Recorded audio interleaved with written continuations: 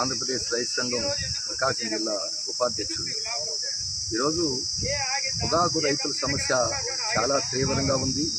రైతులు తీవ్రమైనటువంటి ఆందోళనలో ఉన్నారు. గత సంవత్సరం తీవ్రంగా నష్టం వచ్చింది. ఈ సంవత్సరం కూడా మరింత నష్టాలు వచ్చేటువంటి పరిస్థితిని ఈ ప్రభుత్వాలు కల్పిస్తూ ఉన్నాయి. అందుకే ఈరోజు రైతులందరూ ఏకమై మన సమస్యని పరిష్కరించుకోవాలి అని చెప్పి రాష్ట్ర వ్యాప్తంగా కూడా ఆందోళనకి సిద్ధమయ్యారు. రేపు 1వ తేదీన వందలాది మంది టొబాకో బోర్డు గుంటూరు దగ్గరికి వెళ్ళి తమ సమస్యలు ప్రభుత్వం దృష్టికి తీసుకురావాలని చెప్పి అనుకున్నారు. వాస్తవంగా ఈరోజు ఈ సమస్యని ఐటీసీ కేంద్ర ప్రభుత్వం సృష్టించిందే. ఎగుమతులు లేవనేటువంటి పేరుతోటి ఐటీసీ కంపెనీ వాడు చెప్తా ఉన్నాడు.